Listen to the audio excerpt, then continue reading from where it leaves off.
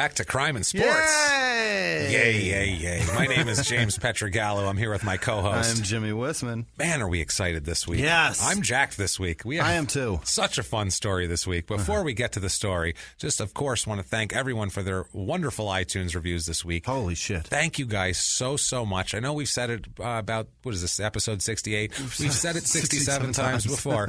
But the iTunes reviews help us so much. Yes. We cannot explain it to you. They really do. They help drive you up the charts, Right. which that's what people see, and that's how it helps us on the business end more than you could possibly imagine. Right. So we really, really appreciate that. If that is not enough for you, if an iTunes review, if you're like, I love these guys, I'll give them an iTunes review, but what else can I do? You can get on patreon.com/crimeandsports, and you can make a donation to us. There's some rewards on there. Yep. Some cool stuff. If you want to make a one-time donation, you can go to PayPal, and our PayPal is crimeandsports@gmail.com. You can do that. We just appreciate the hell out of everything. We appreciate you guys caring. We appreciate the reviews. We appreciate the gifts, too. The people, Yes, so you guys, much. Here's the thing. I never thought, when we started this, I never thought people were going to be so enamored with this show or just give like it, give or a just shit give a at all. shit, care. Or, yeah. But the people that are embracing it for the reasons that I love most. Like the people that are embracing it are the ones that definitely have had problems in their life, and they're tackling them with different things. And the gift that we got this week, that was I great. adore him so much. A friend of ours, Jessie Rose, and her boyfriend is Drew, and they live in Alabama, I believe, Mississippi, Hattiesburg, I believe. And they make shirts that because she suffers from some depression issues. I'm not going to get too much into it. That's her business, not mine. I'm not going to put it on a podcast. Anyway, I'll relate it to me. I have, I think I did. I have my own demons that I deal with every single day, and I saw these shirts that she makes, and I commented to her that I love them. They just say never have a bad day, and I think that's a beautiful little slogan. It's pretty Some cool. people need a little reminder. Anyway, she sent us 2 of the shirts. They're super comfortable, and I love them, and she left a little note with them that says, "Dear Crime and Sports and Small Town Murder, thank you for making my days better by making me laugh until I can't breathe. Nothing eases the bullshit better than laughing at and with you guys. All the love from Hattiesburg, Mississippi." It was Hattiesburg. I was right. Thank you. Jessie Rose we can't and thank Drew. you enough. Never have a bad day. Thanks, and Jessie you can and Drew. find them on Facebook. Never have a bad day tees. Never have a bad day shirts. That's Shirts, the one. yes. Find it and buy a shirt from them. They're terrific. get them. Help them out, too. They're amazing And they're people. good shirts. They're They're like, great, cool they're shirts, too. They're a couple like hippie kids, young kids, probably Cool. in their early 20s. And They need some weed money. Get them some weed get money. them some damn weed it. and creek money, and That's let them go down right. to the creek and smoke some weed. That is right. Also, too, want to thank Mark Busby for my amazing Pure Foods Tender Juicy Hot Hot Dogs dog, jersey. and it doesn't say hot dogs like Hot some of dog. them say like hornets on. Yeah, you know, it's hot dog. It's hot dog because they're you from are the a hot Philippines. dog. So it's amazing. A throwback Philippine basketball jersey. I don't know how he found it, but I love it. And the program, Buzz thank is you the so best. much. We love it. We have a crazy story. Also, too, I hope you guys enjoyed last week's Patrick Cote. Yeah. Because, wow, was that nuts. People were asking me at a function this week, asking me about my podcast and our podcast. I was telling them about Cote, and that one of the guys there was a huge hockey fan. He didn't even know he was a terrible piece of shit. That's He had what I mean. idea. And it was amazing because if you look up, like they have the list of convicted criminal athletes on Wikipedia, you can look that up, and it's the most incomplete list ever. He's not even on there. It's just the ones that were in the fucking newspaper that people are like, I'll This jot was that all, one down. He robbed 3 banks. Right. This was pretty high profile. This should have been a lot it's- more high profile. Yeah, he got shot in jail. Like, that's interesting. I'm sorry. That's a wild After story. being warned and pepper sprayed and then a Good warning God. shot, Yeah, and he kept going. If you haven't listened to Patrick Cote yet, get your ass back there and crazy. listen to it. Holy hell. But tonight, oof, boy, do we have a wild one tonight. Good. We're going to go back into another world. We haven't been in this world for about 45 episodes or so. Is it that long? It's been that long since we visited bodybuilding. Oh, great. Was that the Vegas It was Craig chopped up girl? Titus. Yeah, Craig Titus and his In the wife trunk. chopped the girl up and tried to set the Stop car trying on fire. to fuck more than one woman. Unbelievable. Well, shit, she was involved too, the That's wife. true. She's in jail too, Nanette Yeah. Johnson. We even gave her contact info for jail if you're looking for a date. So, She'll go along with anything. yes, these are the funniest stories to me, these bodybuilder stories. Yeah. And I will make sure not to say weightlifting because we Yeah. got some shit last time. Yeah. Weightlifting is a competitive event to see how much weight you can lift. Bodybuilding, it doesn't matter what you've lifted, it's just what you look like. Right. So that's a different... It's a sculpting thing. It's a posing. It should Right. just be called posing. 'Cause that's really what they're doing in bodybuilding. The money Their is in the trophies posing. are the creepiest fucking things ever. Oh, man. So let's do this into a big, giant cauldron of violence and lack of self-confidence and homoeroticism. This is the most... Pose it nicely, Jay. This is the most homoerotic episode ever in the history of the world. I have made some music for when one particular man speaks, so we're going to introduce a new segment that we'll never use again, probably, called The Gayest Man on Earth, I believe. And we have nothing against gay people at all. The fact that this guy doesn't think he's being gay is the funniest thing ever. That's what's funny about it. Gay sex is hilarious. And as we've gone over before, it's hilarious. So let's get right to it. All right. With our friend of the week here is Bertil Fox. All right. Bertil Fox. It looks like Bertil, Bertil, but it's Bertil. Everyone pronounces it Bertil. So I'm going to actually pronounce it correctly. Have that. I'll bet he went by Bert. Did he go by Bert? I just went Bertil. Everybody called him Bertil. Or Foxy. Everyone called him Foxy. Uh-huh. Yeah, especially Foxy. the homoerotic guys. Yeah, he especially called him Foxy. Foxy was born on January 5th, 1951. He's born down in the island of St. Kitts. Oh. Down in the West Indies in Beautiful. the Caribbean. Yeah. Beautiful island, yeah. It doesn't get any nicer than that. Mai Tais and fucking pina coladas. Yeah, we'll get into his childhood here, but when he grows up to be a stout guy. He's 5'8", so he's your height, but he is 245 pounds. Holy shit. Of solid muscle. Yeah. I mean, not an ounce of fat on the man at God. any time. Just jacked to the moon.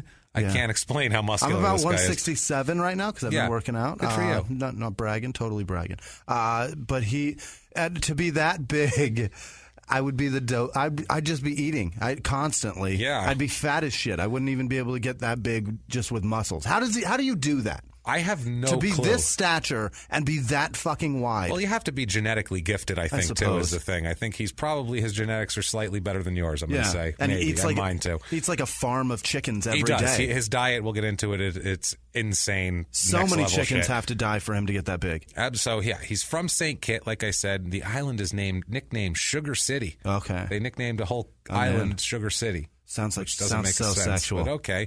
It's a British Empire colony. Okay. It's still a colony to this day, thankfully for him, as we'll get into later. Yeah. When Bertil was 1, his family moved to London with him. They didn't leave him behind in St. Kitts. His family moved. They left him by himself. He survived. He had to learn to fend for himself at a very young age. Started eating a lot of fish, and that's how he got so lean. First, he learned how to walk. Yeah. And then he was like, okay, now that I can walk, I'm going to support myself.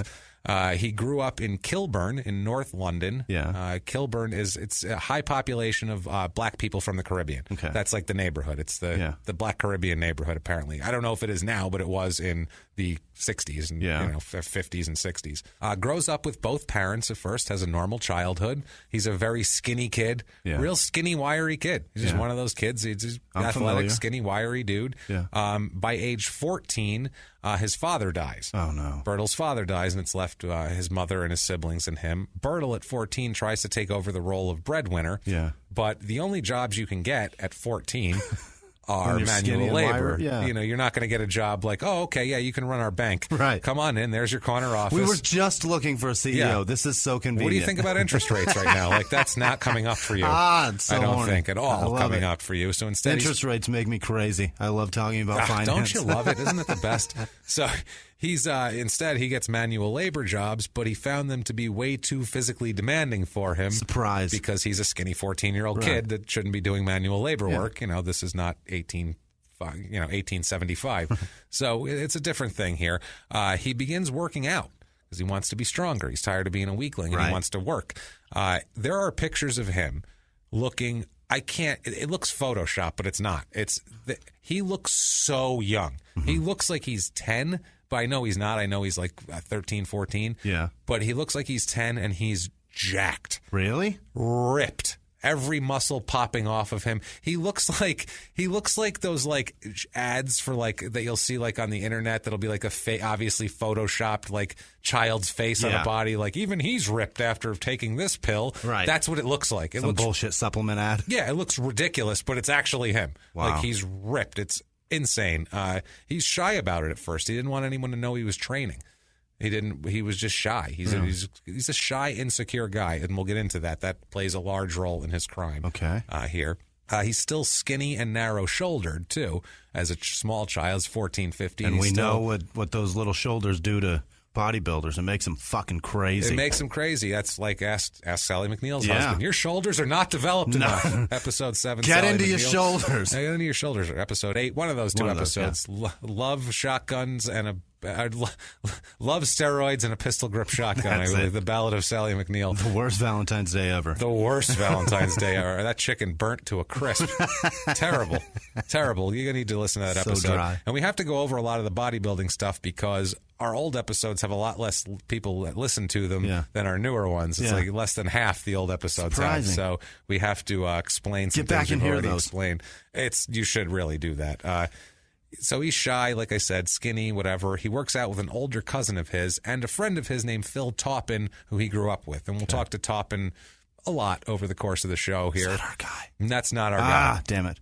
That sounds like a guy like that. What he does, it's amazing. He's an older guy now. He's probably 50-something in this video that I saw in this documentary, but he's still jacked. Mm-hmm. He's not like ripped, but he's still jacked and big, and you can tell he keeps you get on that and works big, out. you better keep on it because you're going to get fat as shit if you stop. That's the thing. So he's still not, he's not in 22-year-old shape, but for a 50-something-year-old guy, you're like, Jesus Christ, he's pretty big, not too shabby here. Right. Taupin, oh my goodness, there is so much homoeroticism, and this isn't the guy I'm going to play the song for. Okay. But he even says something, and this isn't even part of it. He says, quote, "We both loved the sport very much. He must have been just as crazy as I was about muscle. From the time I was a kid, I was always crazy about it, intrigued at having big muscles and looking at guys with great big muscles. Yeah. He was the same." So that's the least gay thing that'll be said all day. The least gay. Bertil gets very, very much into the bodybuilding scene in London. He kind of found a home there because he's not from there. Yeah. His parents are immigrants. Right. And, it's part of the British Empire, but they're still considered immigrants. He's trying to find a place for himself. His dad died. I don't think he was hanging out, had a lot of friends. He was mainly working out. And as a guy, I didn't have a dad forever, so I know what it's like to not have your dad. But that's got to be something super special and super that ruins you because he had his dad there, and it was a normal childhood. He enjoyed his dad, right? Too, yeah. And then his dad's gone, and now he's got to be a man without him. That's got to really fuck you up. And he was trying to, work manual labor jobs too, being which a real man, right?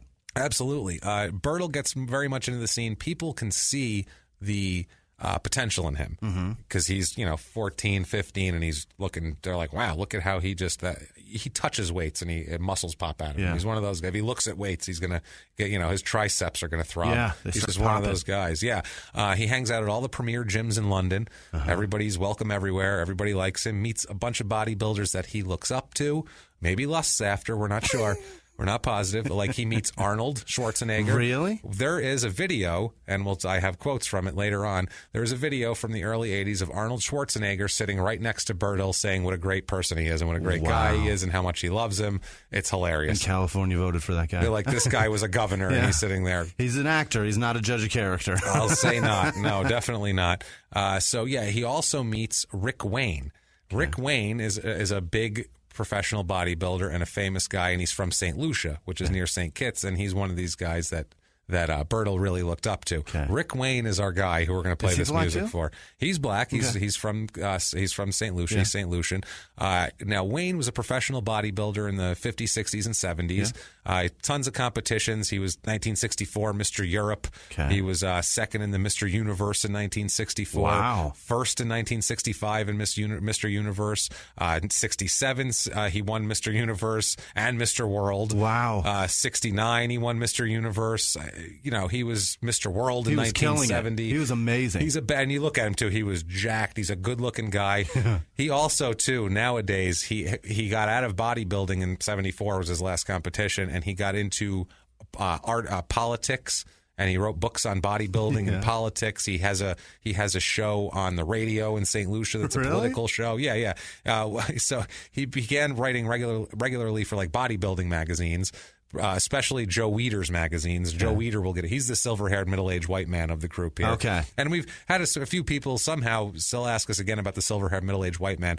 That's the guy who no matter what someone does, will happily help them get away with it if it makes them money. Right. That's that guy. In short, it's an enabler that benefits. To the detriment of society. Yeah. Usually, that's what it is, basically. We have definitions for all of this. Always. That's great. Always. So Joe Weider has a muscle empire that we'll get into, but he writes for his Muscle Builder magazine and Flex magazine in the 70s and 80s. He also wrote for Muscular Development magazine in 1994-95. He's written all these books, Rick Wayne. This is great. He's unbelievable. He's written It'll Be All Right in the Morning, Women of the Olympia, Muscle Wars, Pose Down, Muscle Talk with the Champs is the subtitle of that one, and Foolish Virgins. Ooh, I don't know what that one's about. What does it say that women one again? As written by a man?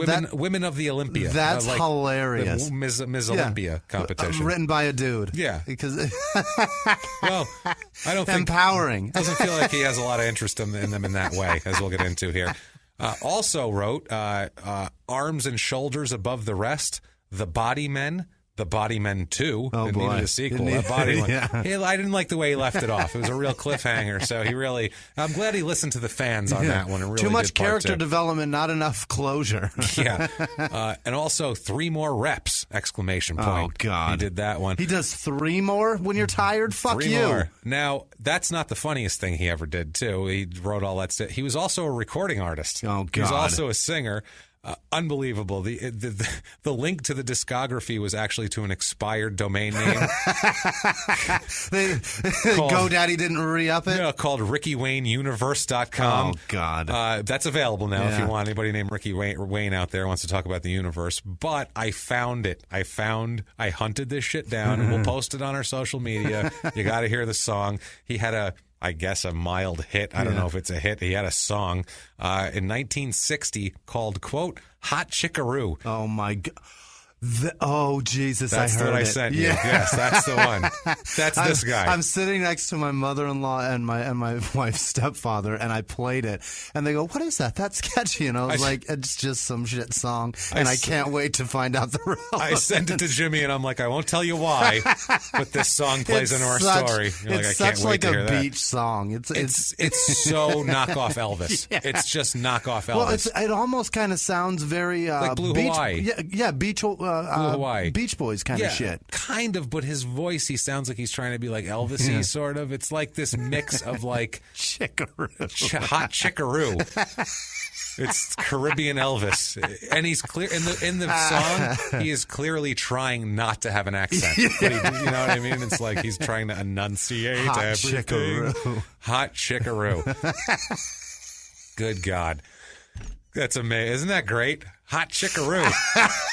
Yeah, it's like what a guy that's closeted in like the 50s says about women when he's like, that's what they call them, right? That's a hot chickaroo. Like a woman, like a guy now would be like, I realize vaginas are sexy. I don't think you like vaginas at all. I don't think you find them sexy at all. When you hear like somebody describe something and you're like, I don't think they've even ever seen that. I haven't seen that at all. You know how when that vagina looks like a kiwi, and you're like, what, motherfucker? What are you talking about? Oh my God, unbelievable, man. But then he makes you question, like, have I really even ever seen a vagina if it looks like a kiwi? I don't know what he's talking about. Does he know like when you cut it open, or like when it's out? Like, I haven't seen enough vaginas apparently. I don't know what's going on here. I got to get me a hot chickaroo and have her show me. Hot chickaroo. Hey, hot chickaroo, get over here. Show me your vagina. I want to look at it, make sure it looks like a kiwi. What a stupid fucking phrase. Hot chickaroo was produced by a guy named Joe Meek, who was apparently What year did it come out? 1960. Okay, so it's relevant. It's relevant. It's you could for tell. Its time. You could tell they were like, "What's hot right now? Right. Beach shit and Elvis. We're gonna do Elvis at the beach. Let's do it. Get in the fucking studio. Make up a word about women. Yeah. Hot chickaroo. That sounds good. Yeah, that sounds like a very 50s word. Hot chickaroo. That one. Well, I'll tell you, and then you order a steak and a scotch for lunch. You know what I mean? Smoke 3 cigarettes. Pretending to be a man. Yeah, you smoke while you eat. That's what it seems like. Smoke while you chew on a rare fucking steak. Absolutely. Gross. So, Wayne would become a mentor mentor to Bertil. So this is his mentor, hot chickaroo guy. Okay, we have a quote here. Do they work out to that fucking song? Wait till you hear what he posed to at one of his... Really? Wow, this is so homoerotic. It's not even this funny. This is so fun. Like my girlfriend Sarah, who does our social media. Say hi to Sarah if you get on our social media, and also co-host P.S. I Hate This Movie with me. She came in the room while I was watching this documentary that I got some of this info out of, and there's just she stood there for like 10 seconds and goes, "The fuck are you watching?" It's just oiled up guys flexing to music, and she was like, "What are you watching?" James, why's your dick out? And I'm like, look, I'll put my dick away when I'm good and ready. All right, I got to get into the heads of these guys, and I have to be completely gay to do that. So we are going to introduce our music for when Rick Wayne speaks. That's hard. Rick Wayne. That's hard to say. It's good. So we are going to introduce our music. It's sexy. Let's get our sexy music playing. There. Oh, isn't that sexy, Jimmy? You like that, don't you? Okay, let's get it going now. Should I put my dick away? Put your dick away. Put your dick away. Let's play it. Here he says about Bertil. Okay, Rick Wayne says, quote, "It seems like I've known Bertil ever since he was a baby. When I was competing in my heyday in London, Bertil was about 14, 15, but a 14, 15-year-old that everybody talked about. Here was a guy that seemed to be born to be a bodybuilder. Black bodybuilders, it's generally accepted, have a problem with calves. Few black bodybuilders start off with good calves. This is something we always said that the white guys were born with, the propensity to have great calves. Bertil had good calves, always. His proportions were impeccable." Yeah. He's essentially the Mike Piazza of bodybuilding. He is the Mike Piazza. That's the least gay thing he says. The opening. Everything else he says, you're like, did he just fucking say that? Does he know? Isn't there a guy next to him going, "I don't think that's what you mean"? And that sounds kind of racist. I mean, I've seen some basketball players with unbelievable calves. It's true. I've actually heard this. I have a friend of mine who's actually also from St. Lucia, oddly enough. Really? Yeah, he's also from St. Lucia, and he was a big workout nut, and get himself all jacked up, and that he would come in and bitch constantly. Really? Going, "Fuck it, no matter what I do, my fucking calves, man. Can't get my calves. Can't get my calves." He would say that shit too. He's like, "Black dudes have shitty calves." What? It's like a thing in the black weightlifting community that they have shitty calves. I don't know that. I've seen some basketball players with crazy calves. I never look at a black guy's calves. Well, to whenever be they're honest with you. panned from the back of them when they're at the free throw line, you see their fucking those guys, softballs in the back of their legs. Yeah, those are the crazy. ones. I don't know what it is, but apparently black bodybuilders have terrible calves. I don't know what it is. Someone's going to call us. It's not us saying it. We don't know. I don't know what fucking calves anybody has, and I don't really care, to be honest with you. But apparently, according to a black bodybuilder, that's been a thing in their world forever. Fascinating. Interesting. So a bodybuilding judge, an old Irishman named Ivan Dunbar, said that Bertil was a very shy young man. He was easily embarrassed. Yeah. He says, quote, "What he didn't know and certainly wasn't aware of, but other people, when they looked at him, they saw a potential champion." So that's what he was, a shy kid that was just kind of, still like kind of embarrassed that he was working out. And everyone else was like, "Holy shit, this guy could be Mr. Universe." Yeah. And he's just like, maybe he just felt bad because he had great calves. I think that's what he is. He was just like, everybody else has these shitty calves. I don't want to make everybody feel bad. He's they got to work out in pants all the time. Yeah, that's what I was going to say. He wraps towels around his legs to work out. He's like, no, you don't want to do it here. You don't want to see these. It's going to make you feel bad. Now we have Phil Taupin, his friend, said, quote, "Bertil was gifted genetically, like very few people are. I've never seen another bodybuilder grow that fast in my life. Never. I mean, up to now. Every year, Bertil was bigger than the year before. He was a freak bodybuilder. I mean, he wasn't just like a guy who, he worked out, he was decent. He was a phenomenon as a bodybuilder. Like, that's how good he was. That's how, good, it's not a skill. Yeah. That's how jacked he was, I guess would be the thing you'd say. It's not like, that's how good he was in basketball, where, like, you worked on a skill. He was, dude, he would pose, and, like, no one could pose like him. Like, that's a weird thing. I don't know. That's a weird thing to say. So it's not really a skill so much as it is a thing that you have. I mean, I guess. I don't fucking know. It's so weird. It's so strange to be good at it. But it's really all it is just genetics in terms of can your body turn into what you need it to turn into. You're doing the same thing everybody else is doing. You're just turning into something better. It's your genetics. It's your, I assume, your work ethic too. Whether you can. You have to diet exactly the right way and work out exactly the right way. Not go to birthday parties and eat the fucking cake. Not eat the cake, not eat the French fries. Right. You have to be that guy. They're so good. I know. But Bertil, he's at home in the bodybuilding world. Latent homosexuality and all. He doesn't care. He's into it. Chicken and eggs all day. That's it, man. Bertil, he is on an insane diet, by the way, speaking of that. Insane diet. How many calories is he taking in? He eats 10 meals a day. What? At this point in time. He's just shitting and eating all day. How does he have time to work out? I don't even know how. That's what I mean. His shits have to be. He can't even shit in the. It's got to probably shit out in the yard because it's not going to go down the toilet. He just shits wherever the bench is. He's just shitting all over the bench. But I mean, what is he? It's probably like a fucking.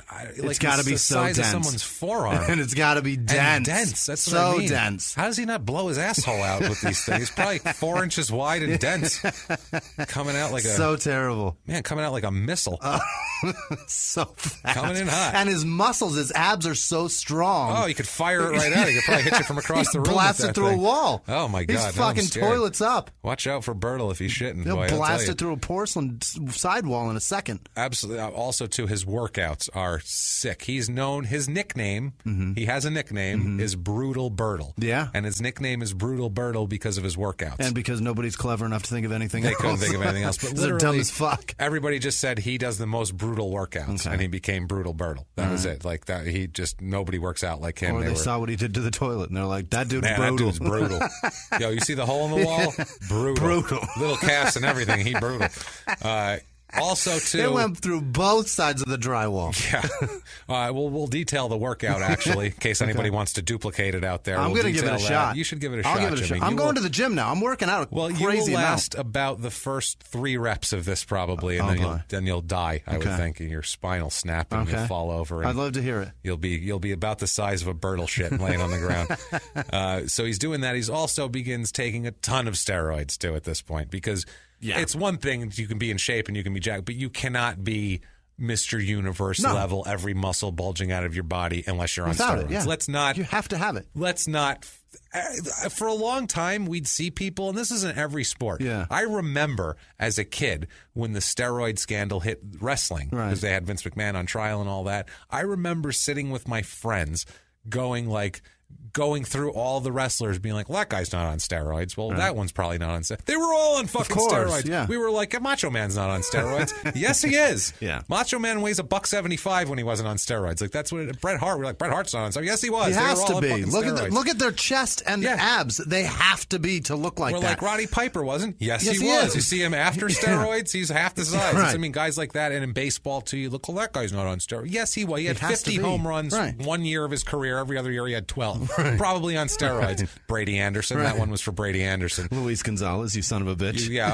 Brady Anderson's the most obvious example, Mr. I think it's Luis, because he went legit 2001 when they won. He had like 48 or some, or 52. It was crazy. 57. 57? As a matter of fact. Okay, the very next year he had like 14. Yeah, but he was also getting old. Whatever. Brady Anderson had like... I don't want to hear getting old. He had 9 months later. No, he had 12 a year, Brady Anderson. He was a leadoff hitter. Like Luis would hit 22 or something before that. He was a leadoff hitter, and then he hits 51 1 year. What are you fucking kidding me? At the number 1 spot? Yeah, it's an unnecessary home run. Yeah, so these guys are definitely on steroids. They're all jacked to the moon. 1969, he competes in the Mr. Britain contest, the NABBA Mr. Britain contest. Okay. NABBA is the first...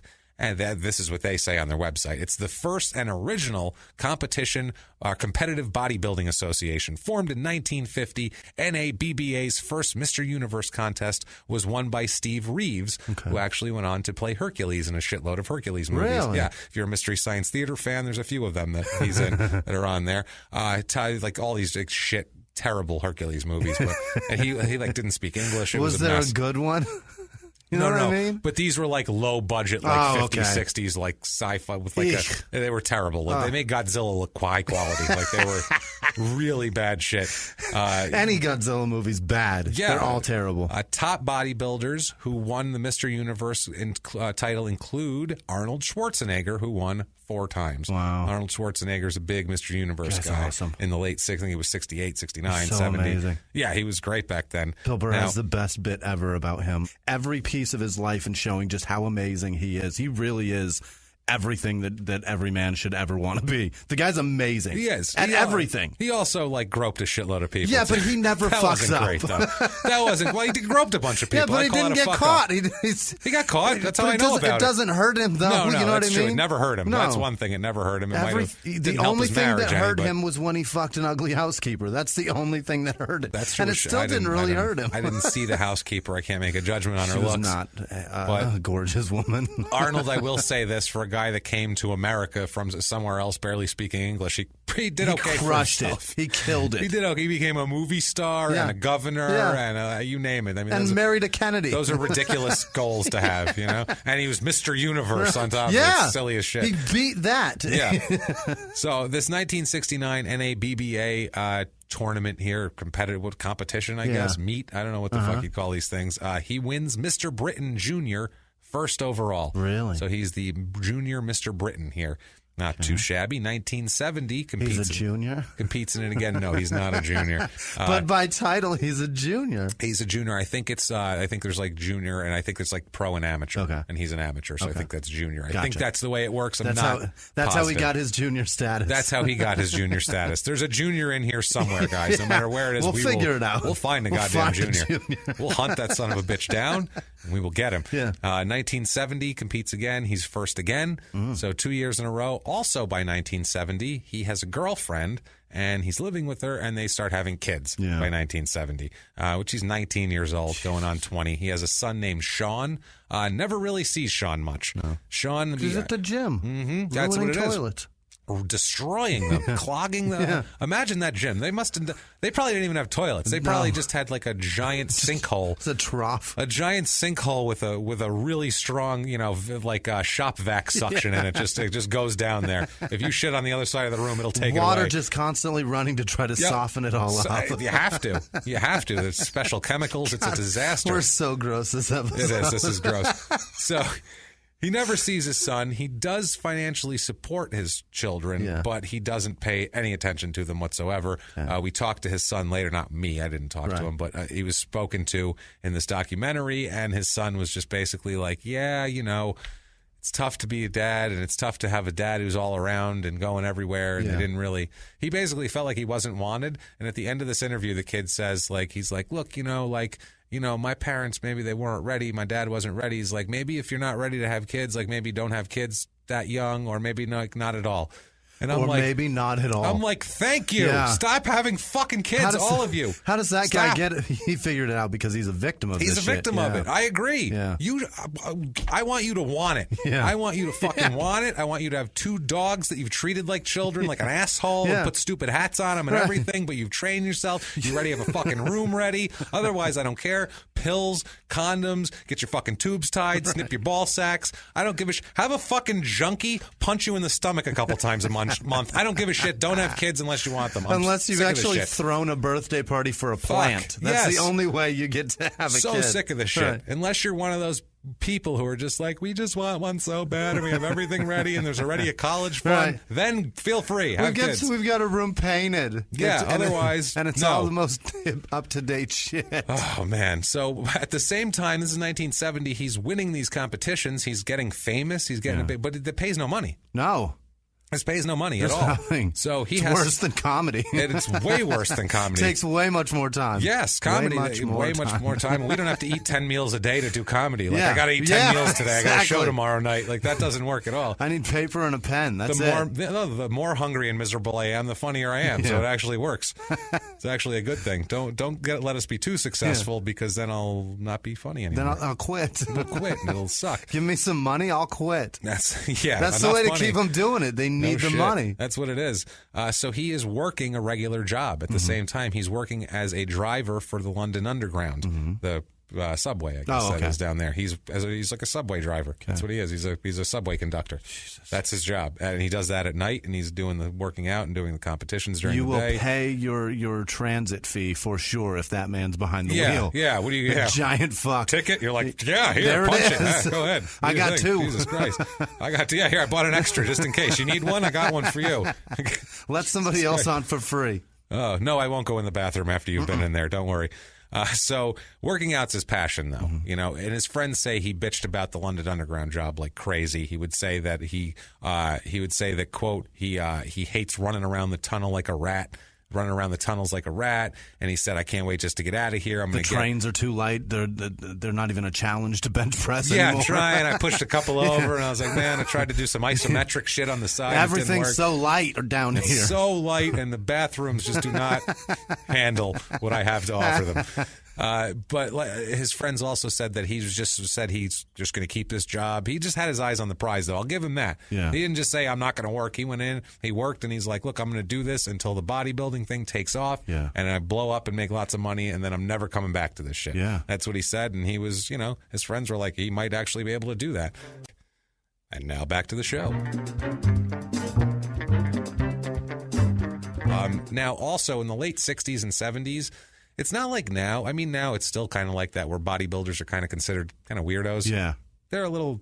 I mean, the people at my gym that just, like, you can see that they really focus on it. They're some weird fucking guys. They're weird. And they're weird now, but even now, like, regular people go to the gym. They don't, like, work out to get jacked, but they go to... Back then, regular people didn't go to the gym. Yeah. Like, you'd go walk around your block if you wanted to exercise or something. You didn't go to the gym unless you were a bodybuilder. Right. Period. You watch Susan Powder or something at home. You didn't be like, I'm going to go get some cardio done at the gym. That's not what you did. You just, I'm going to jog around the block if you wanted to do cardio. So they were considered weirdos back then, especially back then. They were like, what are they doing?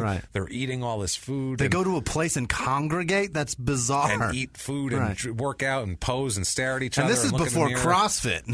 Yeah, this is what I mean. Working out was not just cool for, a soccer mom. This was like...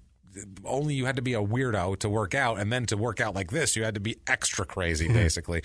So Ricky Wayne, let's fire up the music. Awesome. We got a Ricky Wayne quote here. Oh boy, here we go. This one isn't that gay, but it's funny. But we're still going to play the music because everything he says is him. Gay. Here it goes, the music. Boom. Quote, we didn't care that there were people who thought that we were freaks or had security problems. They don't know. Most of them are just unfit, skinny little runts. They're getting their rocks off, these little skinnies, picking on the big guys. That the big guys have no brains and that they're just insecure, bloated people. What is he even talking about? He's got nicknames for guys that don't work out. Skinnies. The skinnies. The little skinnies. The little skinny punks. I'm telling you guys. Then he goes on. Let's fire up the music again because this is extremely gay. Ricky Wayne, in another quote here, he says, quote, let me tell you this. There's an orgasmic feel and a long-lasting orgasmic feel about working out, and your endorphins and your muscles pump up with blood. So only we can explain to you what it feels like to go to the gym and pump up. Let them laugh. They will never know. That's the same quote that Arnold gave in that documentary where he's like, when I work out, I calm. Yeah. So it's like calming when you work out. It's fantastic. What all of these fucking weirdos say. Wonder why we think you're weird. Yeah. I don't know. Because you're basically having the same experience as watching a woman undress, you creep. Yeah. Fucking... You're shitting cinder blocks and saying weird things about your blood and orgasms. And then jerking off to your 100-pound barbells, you weirdo. It's so strange. But hey, 1971, he wins Mr. Britain again. Mr. Britain, the NABBA Junior, he's number one. Also, Bertil wins Mr. Europe Junior, number one. So look at him. He's a junior. Another junior. Look at that. Now, like I said, he earned the nickname Brutal to his workouts. And wow, his workouts. Let's talk about his workouts at this moment in time. This is what they're saying a typical workout might look like, and this is like what he did here. I don't know what any of this shit means. I'll tell you if I know. If you know. Okay. Easy bar curls, 6 sets, 6 to 8 reps, 200 pounds weight. No idea. Max weight. Incline dumbbell curls, 6 sets, 6 to 8 reps, 80 pounds max weight. That's where you're laying inclined. Yeah. Dumbbell concentration curls, 6 sets, 6 to 8 reps, 60 pounds max weight. No fucking idea. Barbell preacher curls. I don't know if that's if you grab a little boy and pull him toward you. 6 sets, 6 to 8 reps, 155 pounds max weight. One-arm cable curls, 6 sets, 6 to 8 reps, 60 pounds max weight. Lying extensions, 6 sets, 6 to 8 reps, 200 pounds max weight. Bench dips, 6 sets, 6 to 8 reps, 135 pounds on legs. Oh, my God. Max Do you know weight. what that is? That's when you take 2 benches, you put your feet up on one, you put like a plate of weights, whether it's, what did you say, 150 pounds? Which one is this? Bench dips? Yeah. 135 pounds 135 on legs. pounds. You put that on your thighs, and you dip down with I your saw arms. him doing that. That sounds, that's crazy. It's that's crazy. putting a teenager on your lap and doing dips. I saw him doing that. It's Holy nuts. That's shit. what he does. That's, I mean, everyone like marveled at this. One-arm dumbbell overhead extension, 6 sets, 8 to 10 reps, 60 pounds max weight. Oh, God. Push downs, 6 sets, 8 to 10 reps, 250 pounds max weight. And one-arm push downs, 6 sets, 8 to 10 reps, 100 pounds max weight. Good God. Holy shit. That's so much weight. It's fucking insane. That's pushing huge amounts of weight around the room. That's crazy. It says, Bertil Fox's, I wrote this part down here, Bertil Fox's arms had the ability to do chins with over 200 pounds strapped to his weight. What? Curls with nearly 300 pounds and slow concentration curls with 100-pound dumbbells just to show how powerful his arms were. It sounded like you just said he was doing chin-ups with 200 pounds wrapped around his waist. 200 pounds strapped to his waist. He's doing chin-ups. What the fuck? 200, and then doing curls with 300 pounds. I'm doing like 10 chin-ups with my body weight, and it fucking hurts. Yeah, no, he's 235 plus 200 pounds, and he's yanking them. That's what I mean. He's yanking 435 pounds upward. It's fucking nuts, is it not nuts? God. This is the craziest thing I've ever heard in my life, and that's why everybody was like in awe of him, because they're like, genetically, clearly he's superior. So superior, and then on top of that, no one works out like him. No, he's brutal. Look at what he's doing. That's ridiculous. It's wild. On top of all of this, to fuel this, he eats 10 times a day, like we said. Yeah. Eats 10 times a day. Here's a little story from a guy who went to see him. It was a reporter that went to talk to him and spend a day with him. And he gets to the hotel room, and he was stuck in a hotel room, basically needed to order some food. Yeah. It was the morning. He orders 12 poached eggs. Okay. And he wants them a dozen poached eggs. And that's one meal. That's a start. Oh, you know what I mean? God. That's a start of a meal. And the restaurant at the hotel that he called for room service, they laughed at him and hung up on him. And so he's like, "Well, what the fuck, dude?" Yeah. And he called back, and they thought he was joking. They just kept hanging up on him. And so finally, his manager. Don't make me come down there. And his manager gets on the phone with him, and the manager says, quote, "Telephoning room service, I explained that I was speaking on behalf of one of the world's top bodybuilders, that he existed on a very high-protein diet, and that he required straight away 12 lightly poached eggs. After a brief interchange, they assumed that They assured me that the order was on its way." Bertil grunted and nodded his head in semi-approving fashion. He's like, "I'm going to eat that shit." Yeah. And there was an article called Fox on the Run, and it's like a day with Bertil Fox. It's like 1984 or something, and it's all stories like this. It's this, and then him being like, "Well, if you got to find me a gym, or I'm just going to go find some shit to lift. I'm just going to go lift a bug real quick." Literally, he's like, "If you don't find me a gym, as soon as I'm done with these eggs, I'm just going to go out and find something to lift," is what he said. Like, I don't care. Go lift a chicken coop and find me some poached eggs, because I got to have these eggs. I don't give a shit. I'll go, yeah, that's the thing. All you would have time to do is work out and eat. Yeah. It's like when you hear people back in the day and hear like, that guy smoked 5 packs of cigarettes a day. It's like, how? That's all he did. How much time did he have? That's all he did. Just chain smoke. Yeah. You'd have to have one lit constantly. That's why I don't. That's when I see these people that are like jacked like that, I'm just like, I don't envy you. I don't have enough time for that. I admire that you've got your life together in a fashion that's all you do, and you're proud of it. And you've got your shirt off and stuff. Good for you. But look, I got shit to do. I can't be at the fucking gym all day long. And that's why when they have this I don't know, preconceived notion of what a woman's supposed to look like. It's like, yeah, but that woman does that shit all fucking day long. That's all she does is build herself for sex or to be oogled. Sex for, to feel. That's how she feels good, to look like that. But she has no time to do fucking anything else. So stop admiring that. Some people are like that. Some people get to a point where you feel good. That's what I'm saying. Yeah, well, for him, that he only felt good when That's crazy. Every last vein in his body was popping out. My point is, you should never know that you feel good doing that at that point. You should never know how good that feels, because you're at a point that that's all you fucking do, where you're calling room service and ordering 12 poached eggs. That's a ridiculous lifestyle. And what's ridiculous? Insane. And that's just to start. Yeah. Then he's got to work breakfast. Out. Then he's going to go eat more. That's his snack before breakfast. Yeah. He's got to go eat a bunch of chicken breasts. And I'm kind of envious because I can't eat eggs. A bunch of steak. That fucking drives me nuts. I can't eat eggs. I shit everywhere within 3 hours of eating solid them. bricks? No. Like Bertil? Like fucking... No, it would go through a screen door and not touch a wire. Oh, well, that's that a shame. That's much different. That's the grossest thing we've said so far, I think. We've had horrible murders that weren't that gross, my friend. That is terrible. I can't eat eggs. Anyway. Poor Jimmie. And poached eggs are amazing. They're my favorite ones. Well, he likes them. 12 of them at a time. That's crazy. That's just so much food. That's just a start, though. And how do you thinking about looking that on a plate? That's so much eggs. Where do you even start? I figure he just puts them in a big pile and just sticks his. He doesn't even hold. He just holds his fork like a 4-year-old. Gotta be gross. Just, just digs in and nails it. Yeah, with his hand. You make a fist around the handle. That's what he's doing. That's it, man. Like a 4-year-old. Like a 4-year-old. That's it. So he's on this diet. He's doing that crazy shit, insane fucking workout that even the bodybuilders think is crazy. Yeah. And 1976, he's competing again. He wins Mr. Britain again. This time, not the junior category. This is the pro category this time. I think he was waiting for Ricky Wayne to stop doing it, maybe. Yeah. That's a possibility. He was doing Universe. Then he also enters and wins Mr. Europe.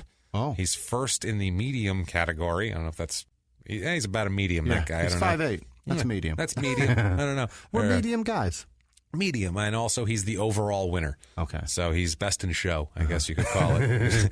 He wagged his tail and shook his ass. And everybody liked him, yeah. He started competing in the Mr. Universe competition, something we know here in 1976. Like I said, Arnold was Mr. Universe, 68, 69, 70. He is Mr. Universe. He comes in second in the Mr. Universe that year in his first competition in the medium category again. Now, Mr. World, he wins. This is an AAU event, not the basketball tournament, people, but something else. He wins Mr. World. Also at the Mr. Worlds, he's first place in the most muscular category, and he wins the medium category as well. He was the shit. He was the shit. In short, he was the shit. He was the shit. He also was very insecure about, like I said, where he was from. Yeah.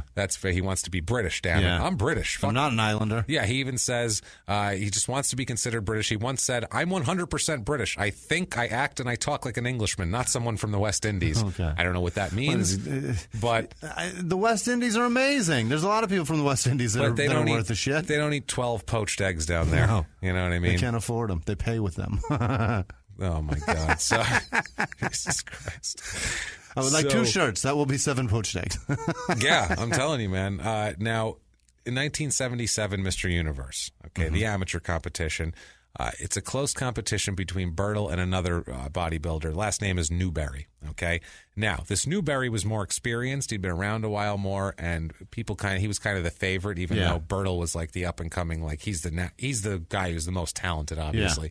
Yeah. Bodybuilders this is a couple of them describing Newberry, and it's the gayest thing I've ever heard. Here's this one guy. This is not Ricky Wayne. We'll get to Ricky Wayne in a second here. He says, quote, Newberry looked very good, very sharp, very muscular, very classical, beautiful package. But I'm getting goose pimples now just thinking about it. Ugh. That was a grown man. And he said it just like that, like longingly. He stopped and he went, but I'm getting goose pimples right now just thinking about it. Thinking about his classical, beautiful package is getting goose pimples. Know what you're saying. Be aware of what the fuck you're saying into a camera. Self-awareness goes a long way. Into a camera. Wow. So during this competition, Bertil is insanely popular. Yeah. He just comes out and he's jacked. It's just ridiculous. During the judging, because they're all waiting there, they have the top 5 guys on stage. Yeah. The crowd starts chanting for him. Like, the crowd is chanting. For a bodybuilder. Wait till you see later on, they get up in the middle of his poses. Like, he'll do a pose, and half the crowd jumps up, like, standing up. Like a guy... He gets a standing O for a fucking... Like a guy did it, not even at the end of his thing. Right. Like, he'll turn and hit a pose, and people jump up like a guy hit a 3-pointer with 2 seconds left. Like, they're like, oh, shit, oh, my God. Like they got money on the game. It's fucking unreal. I don't know what constitutes that. It's like when people get really excited about dancing, and they're like, did you see that? I'm like, I don't know if that was good or not. I don't know if dancing's good. I don't know what dancing is good. He didn't fall down, so yeah, I guess that's good. That's amazing. During this, the crowd started chanting beef, beef, beef, which means pose. Yeah. It means flex, I guess. Okay. So they go, beef it, Bertil. Show us the beef. Beef it, Bertil. Beef it, because they want him to keep posing during the joke, because that's how they can't get enough of seeing him pose. So creepy. That's how they're all interested in his classical package. That's all I know. So they all got goose pimples. Man, they want him to pose and show off his beautiful package. So then the crowd, all of his supporters rushed the stage. and they're like on top of the judges to get close to Bertil to chant at him more. What the fuck? So the judges are super uncomfortable, and they're scared. Like, they're like, well, he's got to win or else they're going to kill us, basically. Right. We're surrounded by people screaming and chanting. It's like a comedy contest. A man posing. Yeah, that's what it is. This is a popularity contest. Yeah, but they said, what are we going to do? What else are we going to do? So Mr. Universe, winner, #1 overall amateur in the amateur division. He wins 1977 Mr. Universe in the medium category, and he's also the overall winner. Okay. I mean, he should have probably won anyway, but he was winning no matter what. His calves were killing it. Fucking calves, man. I'm telling you. So he wins that. While this is going on, this is 1977, he's still working for London Underground. Really? He's going through all this. Still driving he's still got the the same job. Yeah. He's got a 9 to 5 job or nighttime shift or whatever. But he's going in for an 8-hour shift, coming out, eating a dozen poached eggs, working out like a madman, shitting a brick through a wall, and going out there and posing for people. It's the craziest thing in the world. Also, at this point, too, he's still got his girlfriend. They're still not married. Yeah. They've been together for a long time, still and they now have kids. 3 kids. Jesus. 3 kids, 2 girls and a boy, not married, which, whatever. Not much money for him in the bodybuilding. So, like I said, London Underground. Yeah.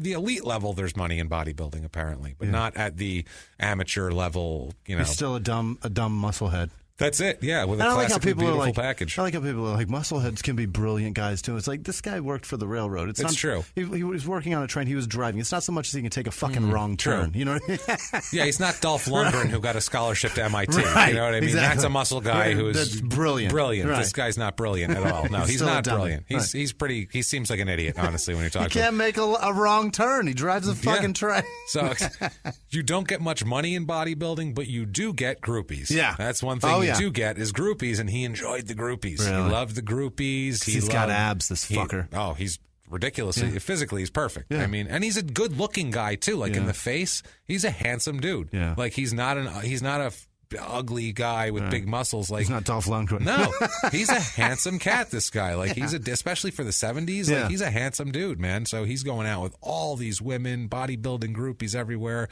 Girlfriend and 3 kids at home, Jesus. London Underground at night. He's got a lot going on, man. So much. That's a lot of time that he's invested in all of this shit. You know what I mean? Like, he doesn't have a free minute in the day. No, he doesn't. I don't know how the hell he does it, honestly. I don't know how you could. I don't understand. It seems like you'd just be constantly going, where you'd just be like, good God, enough. I need a week off. I'm going to go eat some Cheetos and, just kick it with the... I want to stop eating all these fucking eggs. I can't do it anymore. Right. So he's, at this point in the late 70s, I think it's 79, he's offered a contract by Joe Weider to move to America and be a bodybuilder. Now, Joe Weider is the creator of the Mr. and Ms. Olympia. Mm-hmm. The Weiders started out their nutrition empire in 1936. Wow. 1936. They're considered to be the first sports nutrition company ever. So, like, they're the first ones. Are like, take these supplements; it'll make you bigger. Mm-hmm. Like, they're the first ones. Are they the Gatorade people or some shit? The first? No. Well, that's for anybody. Right. This is for like bodybuilding. Get bigger. Just to them. Supplements. Just catered to them. Absolutely. They were the creators of some kind of shit nutrition bars called Tiger's Milk. They're still around. I know. Bro. That's what I mean. And they're still, which I assume is they're in every fucking convenience store in the country. I assume that's where Always Sunny got Crow's. What was it, Crow Milk or Crow? I don't know. Fight Milk is what Always Sunny had. Watch Always Sunny. What's wrong with you? Goddammit. I'm sorry. It's fucking hilarious. But yeah, they created those and all sorts of other products like that. They had like the earliest line of like supplement foods and things like that. They really from the 30s? From the 1936, they started Weider Nutrition. Unbelievable. Talk about being ahead of the curve. Yeah. You know what I mean? They were way ahead of the curve. They knew. Also, too, this guy is a fitness publication mogul. They have. Jesus Christ! They started out in 1953 with these publications called Your Physique, and that became Muscle Builder, and then Muscle and Fitness is what's out still now. That became that in 1980. Also, Mr. America, Muscle Power, Shape Magazine, Fit Pregnancy. Oh my God! Oh boy! Men's Fitness, Living Fit, Prime Health, and Fitness. Fitness Cooks. Oof, my God. Fitness, Cooks Magazine, Senior Golfer Magazine, and finally Flex. All this shit. Wow. All this shit to read. And they started Flex also. They started That's Flex the most also. Yeah, popular one, that's the obviously. big one. Yeah. Yeah, I've read a ton. You have no idea how much Flex I read for this shit, dude. I know so much Flex. So terrible. I could tell you Flex writers. Like, oh yeah, he's good. That guy's good. He knows. That guy gives a shit. He knows a classically beautiful package when he sees one. That guy, he's solid, man. Also wrote books, including The Weider System of Bodybuilding in 1981. So they were like the standard, bodybuilder guru mogul guys. There's a hilarious article I found, too, and I was reading it when I'm studying the Weiders here, and I'm researching the Weiders. And the article is like, has the devil brought Joe Weider success? And I'm like, what the fuck is this? What? I thought he was like a criminal or something. Yeah. I'm like, oh, this will be interesting. Turns out it's not what that was at all. It's an article that is only there to push a different magazine to Christian weightlifters. And they're saying, like, yes, the devil did help Joe Weider, but, Psalms so-and-so says this and this and that. So when you're working out, it's like, what are they fucking talking? Like, they literally were like, okay, these Weider guys have had this shit locked down for 50 years. How do we crack this market? We have to call them the devil. That's the only way to do it, because no one's going to believe this shit. They got otherwise. pregnant women reading their shit. They got every person. They found senior golfers. Senior golfers. They're like, you still need to work out too. Yeah, everyone. I don't know if that was just for senior. I don't know what it was. They're just aiming at every person on Earth. Yeah. Back then, you'd put out a shitload of magazines, and then that was the thing. I mean, remember Larry Flint? He had like 70 magazines or something. Really? Yeah, and that was up to the 90s. It's ridiculous. It was everything. It was like, you gotta do that every fucking week or every month, depending on the publication. And it's not just shit. He'd have like window treatment monthly and shit. Like, I mean, like they had all sorts of not basic just all magazines. tits, James. No, not just all tits, Jimmy. Not just all titties. Now, at this point, around the time he's offered the contract, he meets a woman named Kim. Mm-hmm. Now, Kim is kind of one of the groupies, I guess you could say, but she really comes at him hard. She's a smart one. She's a smart lady, and she has a kind of a goal for him, and she reels him right in. And within 3 months, Bertil leaves his girlfriend and 3 kids. Oh my God! And marries Kim. 3 kids couldn't get him to marry the girlfriend. No. And within 3 months, he's married to this other woman. Ladies, that shows you right there. I'll tell you right now, when a guy says they're not ready to get married or they don't know, no. They're not ready to marry you. Run away. Run away from them. That's Run it. away. Yeah. Because if they really liked you, we'd get married. We don't give a shit. Like, it's not like guys aren't like that. No, they're really not. No. So honestly, yes, when we find the right one, we will marry them. Yeah. So if the guy says not right now, I'm not right. You're not the right one. Right. Move on. You're Seriously. That's a tip from the crime and sports guys for you to help your life. Yeah. Kim is very savvy business-wise. She wants him to take the contract and wants to move to America. And I think she's smart, too. She's like, I'm moving to America, too. Yeah. Shit, got a big contract. Go to America. Let's get the fuck out of here. Yeah. It's cloudy. Yeah. Because everybody... It's cloudy. It is, because all the bodybuilders all lived in California by the beach. And that was the big thing. Muscle Beach over there in Venice. That's exactly right. Mm-hmm. So anyway, he puts it off at first. He doesn't want to do it. He doesn't want to move. He's uncomfortable with it. He says he likes being in his own little world. He's British through and through, remember? I'm through and through, damn it. British. 1979, he's not even amateur anymore. He's pro Mr. Universe. He wins Mr. Universe in 79. Yeah. So, I mean, now he's won 3 Mr. Universes straight. This is a bad man. He's a badass. Kim, the whole time, tries to convince Bertil to go to America. Ricky Wayne, our buddy, Hot Chickaroo guy here with our awesome music, he signed with Weider also. He's one of the Weider's bodybuilders. Yeah. And apparently these bodybuilders, these bodybuilding federations or whatever you want to call them, they hire all these guys. They have them under contract. It's not like they're like, we're having a competition. Everybody sign up, and then you sign up. They have their own stable of bodybuilders, and then they do these competitions, and that makes the promoter money. That makes that stable look good. Yeah, that's what it is. But it's weird because I've read several articles. I don't know how much like this it is, but I've read several things that basically say bodybuilding is the same as wrestling. It's you're going to get further in these contests. You're going to go farther if you're like a draw. If you have the personality also that makes the company money, then you're going to miraculously win competitions, even if you don't have the best body that day. Same thing with everything. It's one of those things. Well, not basketball. Whoever has the most points wins. Okay, I see what you're saying. In terms of the contest, yeah. Yeah, it's like wrestling, where it's like they're not going to go out and wrestle, and whoever wins is the Intercontinental Champion. Right. They go, you're going to beat him, and then that's it. Because your personality, more people buy tickets to see it and buy pay-per-views and shit. It's the same thing, basically, with this. So Rick Wayne has been tasked with talking Bertil into coming to America by Weider. Weider said, "Get him." I thought we were getting into the gay sex. You know him. It's coming. Don't worry. Ricky says,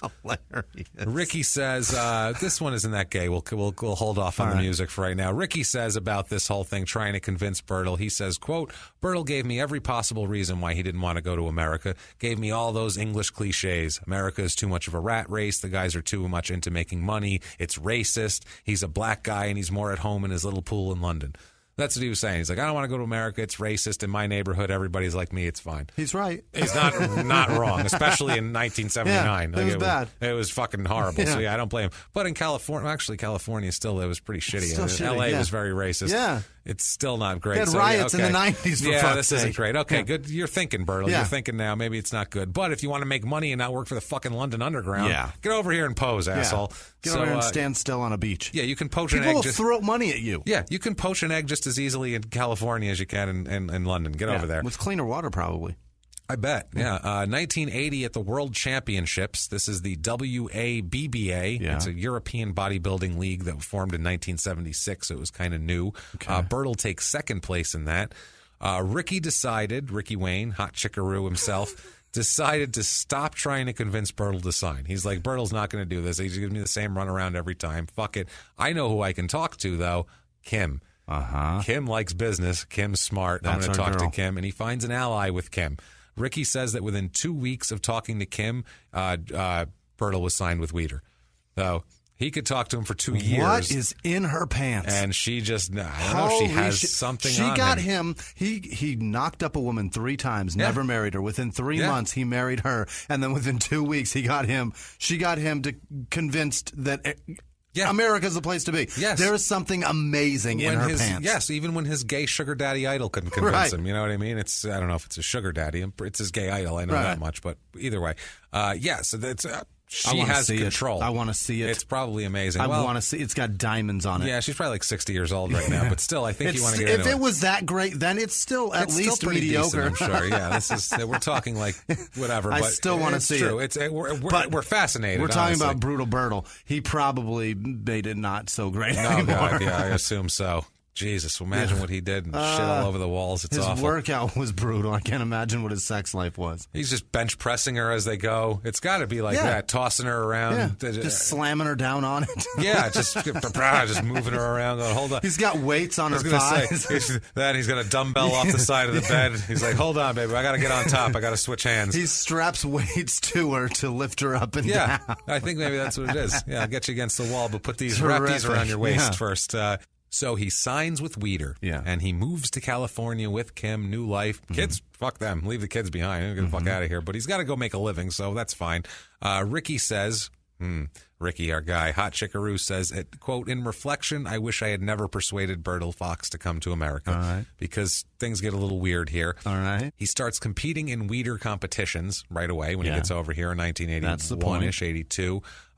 These are all IFBB competitions. That's the league that was founded by Ben and Joe Weider. Okay. Actually, in Montreal, they did it. It's the International Federation of Bodybuilders. Okay. The 1981 Grand Prix Belgium, the IFBB Grand Prix Belgium, Bertil comes in 5th. Which, whatever. These are, it's a circuit. More competition in California. More competition, and it's not exactly, I don't know if it's on the up and up or what the deal is. And everybody from around the world congregates there to compete. So that's the competition is stiffer, I'm sure. And personality counts, as we're going to get into in a minute. Calves don't fucking matter here. Exactly. Weider made all these promotional videos for Bertil.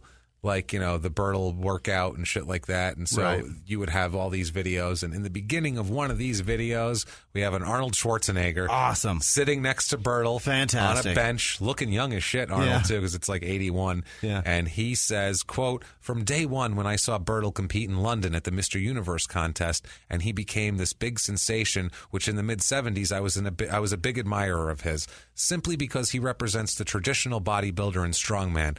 I think he is the new bodybuilder. He is like the big time of the day. Yeah, that was the worst Arnold accent I ever heard. I will not do a fucking Arnold. I'll do everything else. I will not do a fucking Arnold. That's the worst Arnold impression ever. Yes. It sounded exactly like James Pietragallo. Yeah, I am not a hack, so I do not do Arnold Schwarzenegger in any capacity, even joking around on a podcast. I like it. Because if you do Arnold in public, you are a fucking hack. Just to let you know, you are a hack. fuck. If you do it if you do it for your friends, it's fine. If you do it in any comedic capacity on a stage or into a fucking microphone, kill yourself. It's fucking been done a million times. Yes. It's over. There's a lot better impressions than you too, guaranteed. You're essentially just doing an impression of somebody else that does a better impression. Listen to Pablo Francisco's and then go, am I as good at that? Right. Am I as good as him at it? Probably not. You're not. Stop. Shut the fuck up and Never go away. do it again. Never do it again. So, yeah, he's over there. 82, the Night of the Champions, an IFBB tournament. He comes in second. Mr. Olympia, 1982. He's finally in the Mr. Olympia. He comes in eighth in that in 82.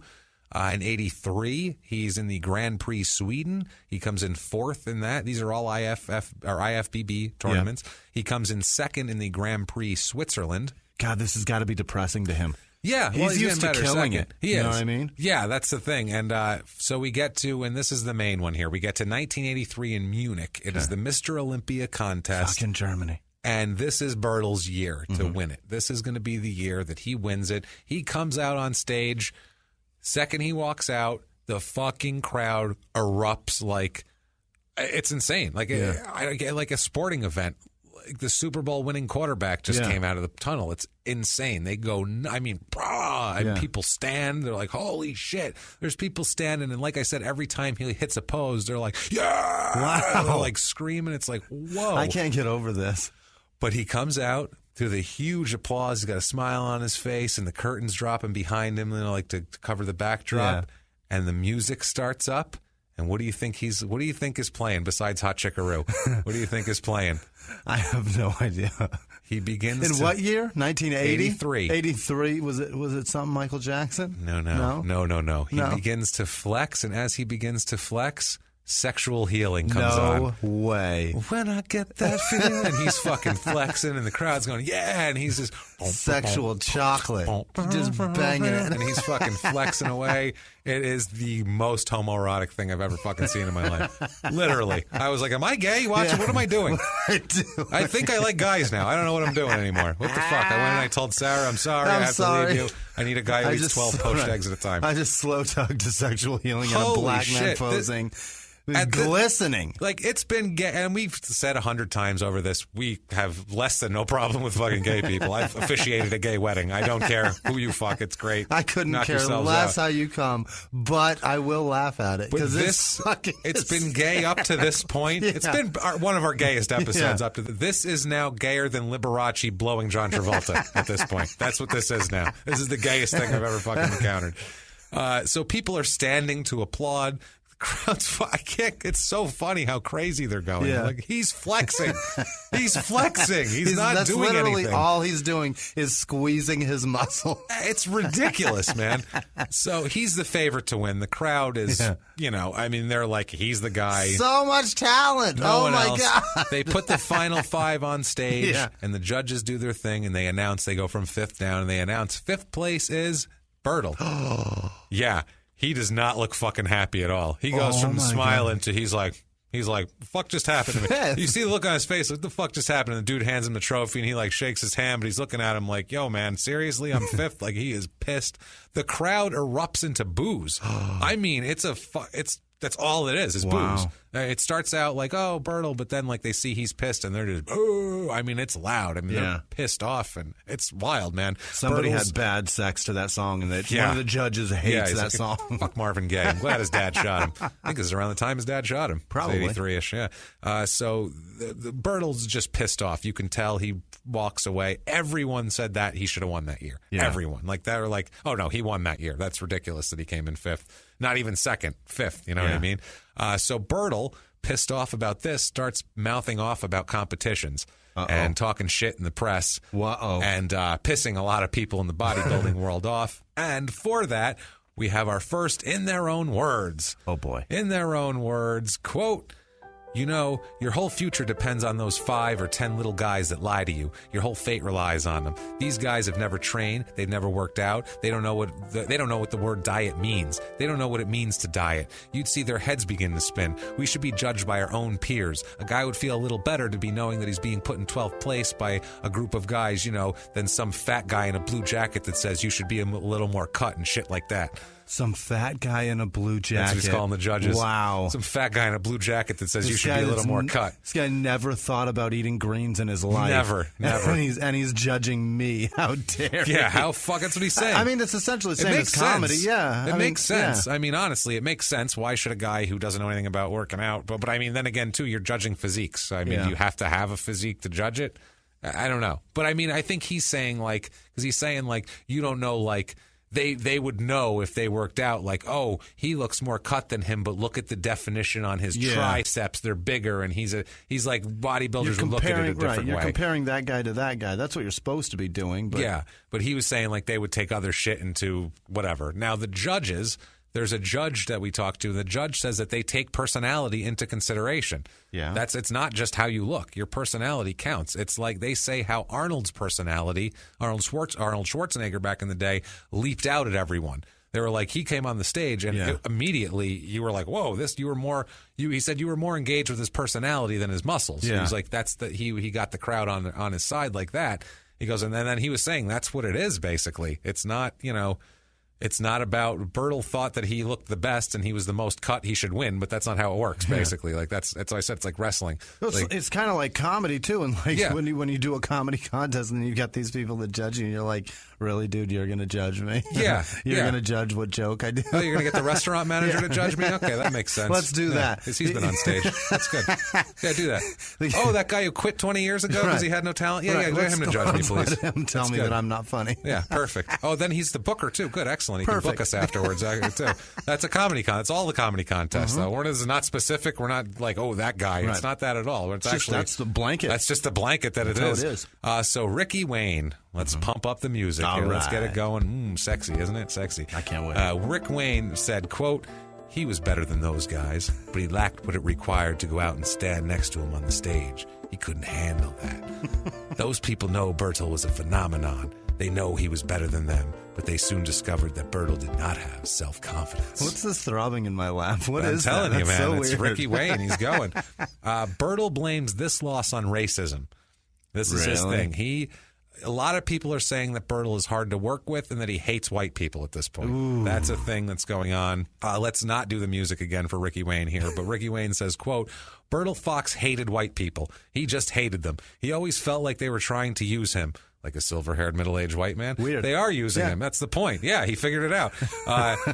The guy was in a sport that was controlled by white people. Joe Weider's white and Jewish. The people that own the magazines are all white. Joe Weider, he owns everything. Bertil was wrapped up in an inferiority situation where whites were concerned. So he was always, and I don't know if growing up in England I don't know how that works. I didn't grow up in London. I hope he's not that guy, the one that just pulls that one every time that he's slighted. You know what I mean? Anytime he feels like he was slighted, he's like, it's because I'm black. Well, I mean, a lot of times that is the case, I'm sure. But yes. Not every time. Not every time. No. Well, let's let him. Sometimes a loser loses. That's all I'm saying. Well, let's let him explain himself here. We have it in their own words. It's perfect for this. In their own words, quote, I have never told him that. I am no bloody racist. You know that. Please, if you write anything from these letters, please put that straight for me. Most of my friends are white, including girlfriends. He was in jail at that point going, hey, come on. What the fuck? I'm not a fucking racist. What are you talking about? That's what a racist says. That's what white racists say. That's what all racists say. Most of my friends are that color. That's like a white guy going, I fuck black girls. I've officiated a gay wedding, but I really don't care. Some people fuck that race because they want to feel like they're doing some good. Yes. Getting back at them. Interracial porn, you know where it is most, outside of the U.S., you won't know this, it's most watched in the South. Yeah, that's the funniest fucking thing. It's like, you hate them the most because you want to fuck them. That's all it is.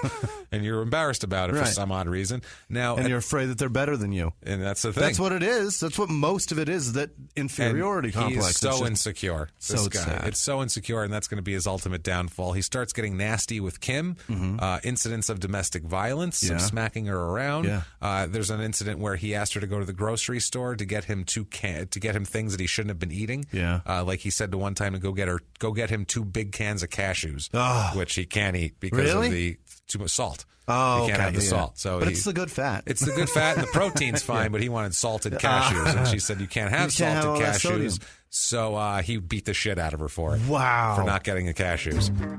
And now back to the show. So that's what I mean. He's roiding like crazy too. He's roiding. He's angry. Yeah. He thinks everyone's out to get him. He's on roid But rage and he wants cashews. He's a 5'8", 250-something-pound man. He is a tank and a cannon for an arm. I don't care. That's the thing. I don't care if you Don't can hit throw people. a punch when you're that big. It doesn't matter if you can throw a punch. No. Your hand is heavier than a face That's the can thing. tolerate. And he's pushing this poor woman around. It's ridiculous. He would have fits of crying and depression because he was sorry after he beat her up that because he was having roid rage. You feel like an asshole. That's what happens. I hear that constantly with the roid rage shit. The guys will rage out like that, and then when you hit a woman, they can't come back to normal. They can't take a punch from a dude. Like, No, this girl can't take. She was a small woman. Like, even watching girl fights, I feel bad. I do too. Because they look so. She wasn't. It's going to sound terrible, but they look so stupid when they get hit. It looks so sad. It does. It's sad. So sad. You're not meant to get hit. It looks like unless you're. I don't like watching like women's MMA fighting. It's hard to watch. It's hard to watch because when they take a punch, I'm like, I don't like that. That actually. doesn't look good. I don't want to watch. And I know that. I guess that's sexist, but I was raised that you shouldn't see a woman's head get rocked back from a blow to the face. Like that's how I was fucking raised. You know what I mean? So it's uncomfortable after years of programming. And that's coming from an Italian guy. Yeah, exactly. I was raised by Italian women who were the violent ones themselves. So you don't hit them. I don't like seeing a woman get hit. It looks. I've seen my mom get hit, and I still feel rage whenever I see a woman get hit. I'm just like, that's not supposed to fucking happen. It's bad. So he would do this, and he'd feel horrible. His friends called him a ticking time bomb, which is terrible when you're a big giant monster. Now, he's training in 1984 for the Mr. Olympia 84 to get his revenge, and Kim leaves him. Kim takes off. Yeah, he's off in Europe training, and she calls him while he's training and says that she's moving out.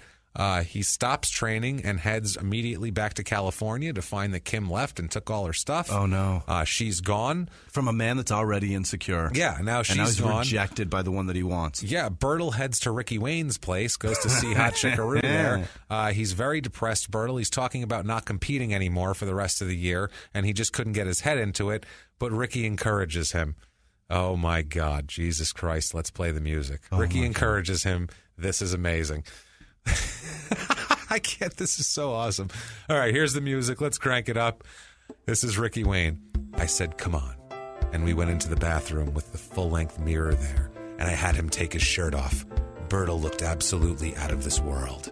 I had him doing his most famous pose, which was the most muscular pose. He went from pose to pose, arm shots, back shot, out of this world, abdominals and everything, and doing it aggressive, the sweat pouring down his body. Finally, he toweled himself off and put his shirt on. I said, but you look fantastic. And then he said, now where's the pussy? And I said, but you look fantastic. That's amazing. That's a guy that craves it. And he can't have it because he feels terrible. And the way he says it, I am not far off. Like he doesn't quite have the throatiness with it. But the rest of it, the way he says it, arm shots, back shot. Out of this world. Like he's just like finally the sweat pouring down his body. Why was he sweating in his bathroom? From flexing. Right. He was flexing and so much pouring, the sweat was pouring off of him. Aggressive.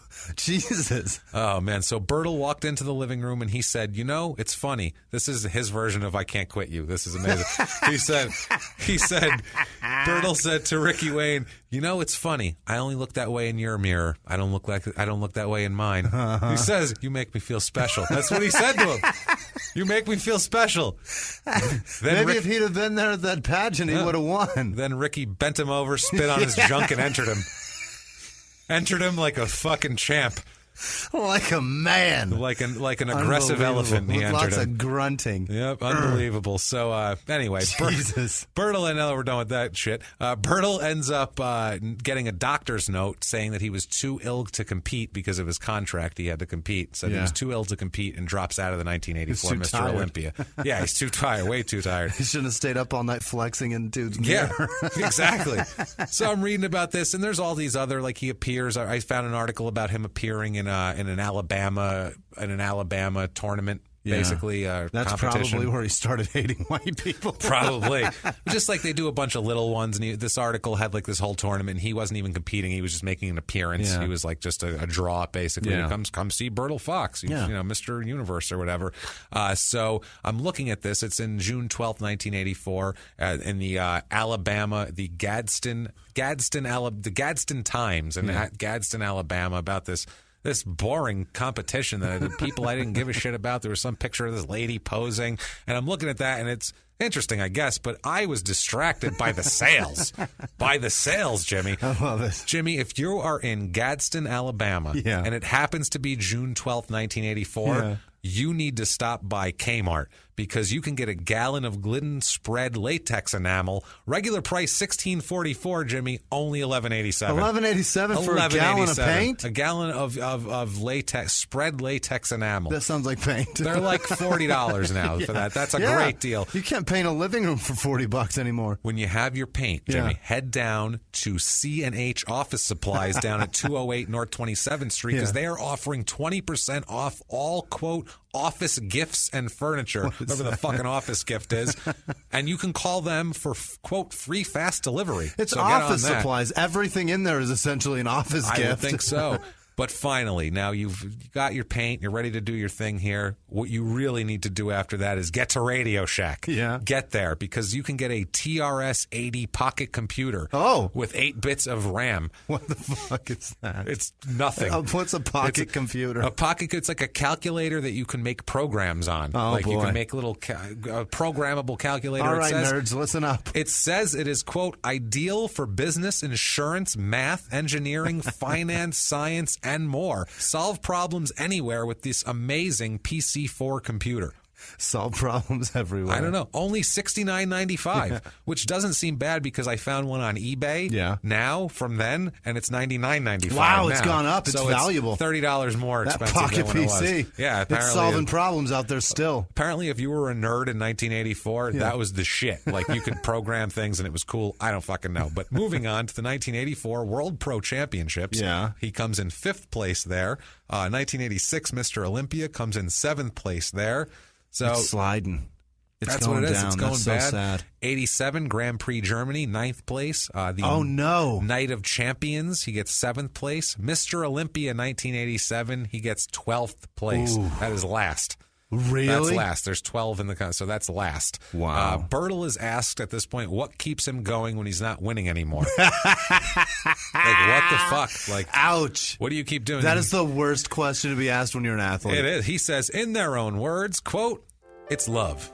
It's hard. Bodybuilding is something that I love. That's what keeps me going. Not the fame and all this bullshit, walking around like some of these little prima donnas. These little shits will win little contests and they go around like their shit don't smell and things like that. What keeps me going is love. Yeah. Clearly. I love losing. I love it. Well, you just called everyone little shits and prima donnas and fuck them, and then he's like, but love keeps me going. I love this. I love it. I love everybody. I love everything. 1989, he 6th place in the Arnold Classic, 6th place in the Grand Prix Melbourne. He has a classic. He does. Arnold Schwarzenegger has a fucking bodybuilding thing named after him. He did then. That's why he's great. There you go. 11th place in Mr. Olympia. 5th place in the World Pro Championships.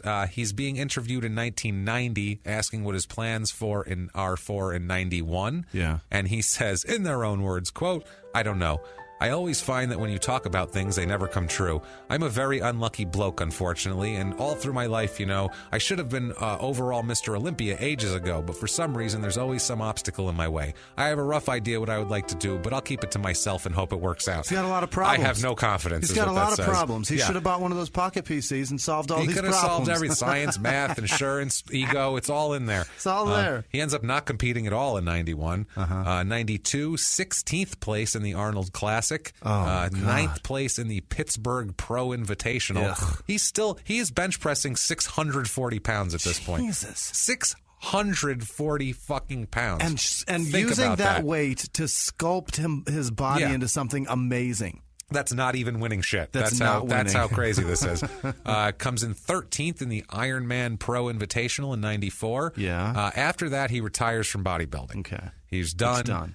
13th place, 12th place. I'm done. He retires and moves to St. Kitts. A guy that's already insecure he has to retire because he's not winning anymore. Yeah. His inferiority complex has to be ridiculous. Huge. So he moves to St. Kitts, and literally he moved there so he'll be a big shot. Yeah. That's why he moved there. Yeah. Because on the island has less than 40,000 people on it. Okay. And he's a major celebrity that's from there. So you're going to automatically be the hot shit of the island if you go there. So and he's the biggest one there. Absolutely. So he can fight anybody that's more important. Yeah. And also, too, he's opening a gym, and he plans on training young bodybuilders and, like, bringing them along and teaching them shit, and which would have been a good thing for him, honestly. But, I mean, in America, we've got fucking, 60 million? Is that what it is? Or 300 million 350 people. million 350 people. 60 million. What am I doing? 350 million people. And how many people you think there are in this country that are bodybuilders? You know what I mean? 700. Right. That are like at that level. Right, exactly. I don't know, that are like so then you're moving to a place that has, 40,000 people? Yeah. If the sheer numbers are similar to that, there's like 7 people there that are going to pay your gym fees. He's going to find them, and he's going to fucking move them along and be their coach like Ricky Wayne did for him. Like, he has 7 people that he can be a silver-haired middle-aged white man for. Yeah, he's going to try. He's going to try his hand at being silver-haired middle-aged white man. He buys land and builds a large home and a gym on like a hillside. Okay. There's nothing anywhere near it. Right. It's just this house sitting on a hillside. He figured out some money somehow. Yeah, he made money with the Weeder contracts. Okay. He made money with those. Right. Yeah, he was under contract for a long time. People are excited to have him on the island. Everyone wants to meet him and talk to him. It's wild. There's an island resident named Denise Williams, and she said, quote, "He was this big movie star." He was never in a movie, by the way. "Everyone looked up to him as Mr. Universe. Everybody would like to meet this man. He was like, I would say, one of the top class, but he was not what we thought he was." And now we come to some shit where he wasn't what they thought he was at all. In 1995, he meets a 19-year-old swimsuit model named Leoka Brown. Yeah. He falls hard for her. And he's got 3 kids somewhere. He's got 3. They're way gone. Well, shit, they're in their 20s by now. Yeah. So, I mean, he doesn't give a shit about them anymore. Kim's gone. Yeah. He meets her, falls hard for her, and he's in his 40s. Yeah. This is 95. He's 44 years old. He's going to go out with a 19-year-old. What are they talking about? Check yourself. Yeah. Like, the ego and the insecurity you have to think that that's going to work out is insane. Now, Ricky Wayne has some thoughts on this. Yeah. And we're going to play music for this one. All right. Ricky Wayne says, ooh, here it goes. Yeah, there he's heartbroken. Here he goes. He says, quote, "Bodybuilders are like people who are in their prime of their time. When you're as perfect and fit and hard like Bertil Fox, you want a woman close to that.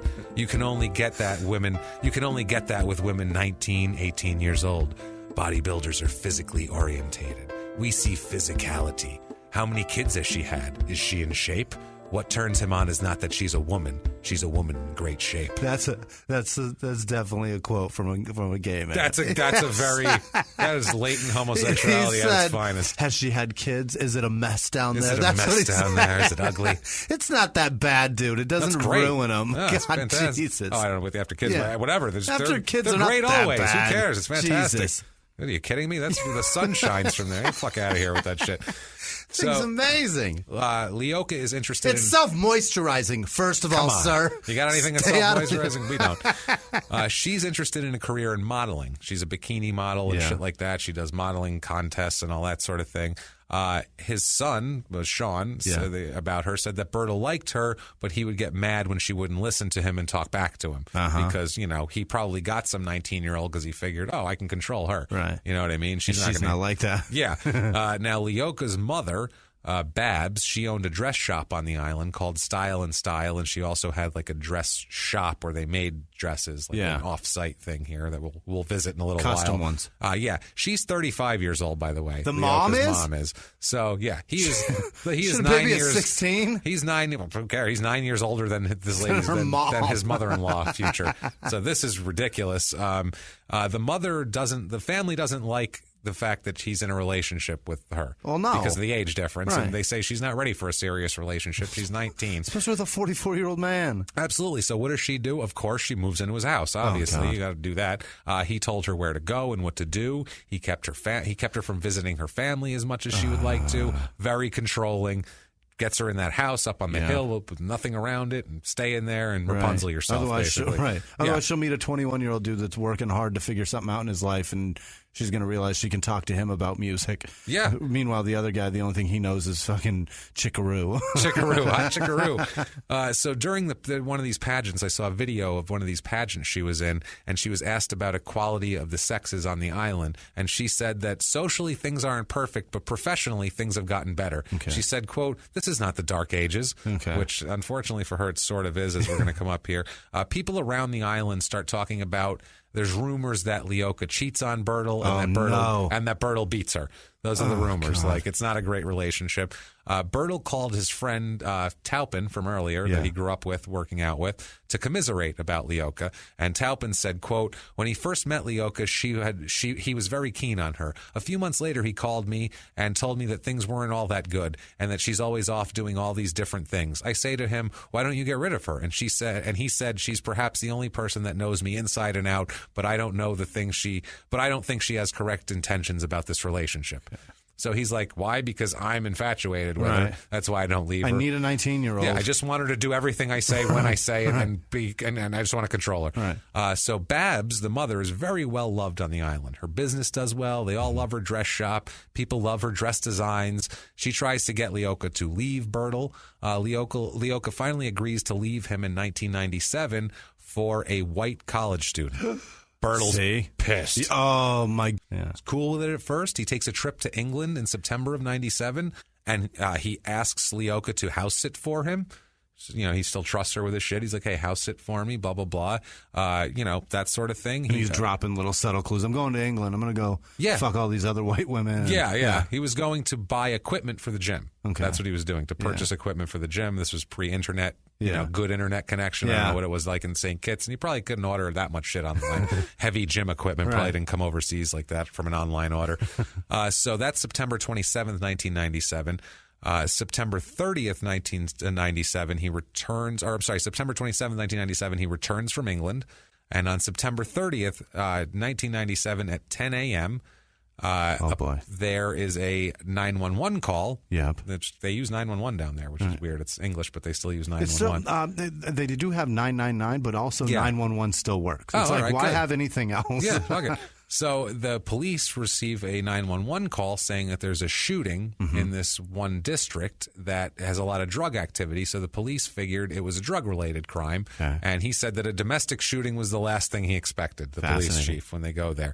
It turns out that what they find is the first double murder in the history of the island. Really? The first in the history. Now we'll get into what happened. I know a guy who has two people he wants to kill. Well, this guy, we'll talk about here what they find. Basically, we'll talk from Leoka's brother has a quote on the whole thing here. Leoka's brother said about Bertil, quote, he couldn't accept the loss. He couldn't accept her not wanting him anymore, and he felt that he had to do something. He felt like if he couldn't have her, why should anyone have her? Yeah. And so a lot of them are like that. Yeah. What ended up happening was Bertil shows up at the dress shop. Yeah. And he shows up at the dress shop. Now there is so many conflicting things here that we'll get into, but he shows up at the dress shop, and what ends up that he's rich and famous. He's on this island. I did nothing. I can do whatever I want. He says in court that he came home from England. Bertil testifies. He says he came home from England and found his gun missing from the holster. He said he went to the dress shop to find Leoka and just ask her about it. Shot them by accident. Right. So it fucking doesn't matter what the fingerprints are. He said it. Not really a factor. Right. Do you believe he accidentally shot a gun 3 times accurately? No. That's the question. His best friend, Edmund Truss, who's the guy who he went to his office and told him about, he testifies in this trial. And he says that Fox admitted the killings to him and to an associate without making any claim of self-defense. Truss said, quote, he had shot Leoka and her mother. He said Leoka's mother was pushing him out the door. At that point, he pulled the gun out and started shooting. And also a seamstress who was at the dress shop also said the same exact thing. Same story. Seems like that's what happened. That sounds like the one that's more probable, right? So the trial ends, and there is a hung jury. What? Hung jury. Trial ends in a 5-4. The juries are 9 people. Ends 5-4 in favor of acquittal, by the way. 5 acquittal. for non-acquittal. What in the fuck goes on down there? Unreal. There's outrage on the island. Yeah. Sort of gets them up to date on the domestic violence issue, though. Yeah. It kind of moves them forward. They start having candlelight vigils. It usually takes a body for shit to get changed. Yeah, it's true. Nicole Brown. I feel like Nicole Brown changed a lot here. It really did. O.J. Simpson's dead wife, I guess you'd call her. You almost said victim. I didn't know what to call her. I almost said wife, and then I was like, that's a little vague. Right. I should probably say dead wife, and whatever. Anyway, so there's big events for domestic violence awareness now. People are pissed. They want him retried and fucking convicted. They're mad. I mean, if there's anything positive to come out of it, at least some people are talking about changing some shit. That's the thing. That's good. Henry Brown said, quote, the lawyer said, quote, this incident happened at a time when the country was quite sensitized to violence against women and had formed a view in their minds that frequent violence against women should be arrested. Well, no shit. Yeah, that should be a thing. In a small community like this, with all the women singing one tune, it is very difficult for the men to say otherwise. Mm-hmm. So basically what he just said is, look, women are being a pain in the ass, so you can't beat them repeatedly anymore. You'll get arrested. That's what he said. And if you heard his tone, that's what he said. He goes, if all the women are singing one tune, it is difficult for the men to say otherwise. Like, he's like, it might not be right, but that's the way it is. Like, no, that's true. That's right. Yeah. He just Jesus Christ. He said it like nostalgic. Like, it can't beat women anymore. Like, oh, remember how great it used to be? Yeah, remember when we were kids, we used to go swim in that creek and jump off the rope swing. Wasn't that fun? Like, that's how he talked. Unbelievable. So now Bertil's sitting in jail. Mm-hmm. I mean, Jesus Christ. Joe Weider got nothing out of his contract. Yeah. He's got 3 kids that are wandering around. Sean hasn't talked to him. Kim's gotten beat, but not nearly as bad as I feel for Bertil Fox. I'm not sure where he's from or what he does, but his Facebook profile says that he is, quote, I'm working to become a better MMA fighter. And he posts, I mean, constantly, like every day, all day. And it's all public? About John Mizuno, who's a Democratic politician and current vice speaker of the Hawaii House of Representatives. He's pissed at Hawaii. He literally, he tweets positive shit about this guy all day long. He loves him? John Mizuno on this TV station. Here's an article about him. Like, I don't know if he's his kid or what the fucking deal is, but he loves him. Holy shit. Good for you, Bertil. They do have a second trial. Mm-hmm. Thank fuck. The prosecution really hits the fact this time that he's so muscular and so huge, and they say whatever physical tussle that took place, Bertil could have handled it without shooting. It wasn't a problem for him. Yes. Edmund Truss testifies again in the preliminary trial, the first trial, this trial. He changed his testimony a little bit here and there, but that kind of happens with prosecutors, though. They kind of let's concentrate more on this part of what you're saying. He says that Fox confessed to the murders because he discovered Fox discovered Leoka was seeing another man. No such man was ever named or came forward in any of this. Also, they had a surprise witness at the end of the trial who was a woman named Juliska Wallace. Uh-huh. Wallace said that she saw Fox with the gun shortly before the shootings. Now, and Fox supposedly told her he was going to kill his ex-girlfriend. The judge did not. Holy shit! Yes, that's big. And the judge didn't allow Bertil to take the stand to refute that at all. But he already testified. Right. So I don't know. The prosecutor said that Fox was despondent about the end of the relationship, and they said he went into a jealous rage, brought his pistol there, and that's what he did. He shot everybody there. Makes sense. Which makes sense. The other employee, the witness named Amanda Matthews. She said that that she did not see Fox with the gun. She did see him speak to Leoka, and reportedly not in an angry tone, but she couldn't hear what was said. And then she saw the mother confronting Fox, and she heard the mother said, "Don't come in here with that." Oh. Fox then allegedly pushed the mother, and she heard the shots. Yeesh. And Matthews ran in a bathroom and locked herself in it because she's not an idiot and doesn't want to get shot by people. The defense says basically that she came to the Saturday morning in her brother's car, said she was going to stay at her mother's, and said that she had only gone back for her things because she wanted to stay over with her mother until she can figure out what she wants to do with Bertil. Bertil says he helped her pack up her clothes and all this shit. And then once everybody was gone and she was gone, he said, "Oh, you have a good one. Yeah, you go move in with your mother. That'd be better for you, because he's such a good guy." Right. He said then he was just looking around and he couldn't find his gun. So he went to the shop to see, hey, maybe if Leoka took it by accident or something, and then blah, blah, blah, blah, blah. The and pouch. I totally didn't tell that girl I was going to kill my ex-girlfriend. Yeah, I totally didn't tell her any of that. So, yeah, basically he just denies, says that, he just blames it on them. I don't know what happened. And then she took the gun out and she was messing with me. And I just, oh, shit. And I'm the only one that was not shot. Exactly. So he testified to all this.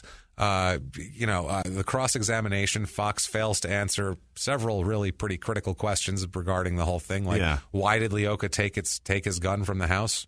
That's number one. Why would she even take it? I want to know the answer to that. Why would she give them to her mother afterwards? Right. Why would she give the gun to her mother? Why would somebody struggle with someone who has their finger on the trigger of a gun? There's lots of things that he didn't have the answer for. He was just like, I don't fucking know. A lot of holes in this story. A lot of holes in this story. And holes in these people. And yes, 3 holes in the way more holes in the story than the people, and that's saying something.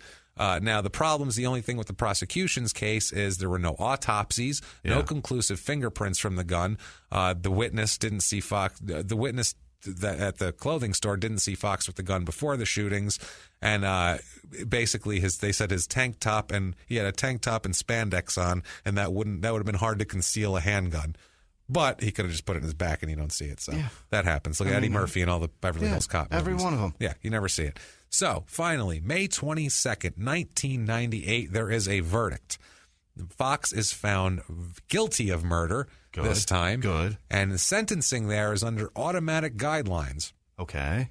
The island has an automatic guideline that says, quote, whoever is convicted of murder may suffer death as a felon. Wow. So he is sentenced to death by hanging. Old What? Bertil Fox. Yeah, sentenced to Get 2 ropes. Death by That's hanging. a big dude. That is a big dude. Did he get it? Waiting to sitting in death row, waiting to hang. Yeah. Imagine that. And also, too, shrinking physique and all that. He's sitting getting in fat. Yeah, he's getting fat. Things are horrible. He's just sitting in there. He's miserable. And then one day, someone comes in his cell. He's like, who's that? And it's Bobby Colorado, animal trainer from Fredericksburg, Texas. And he says...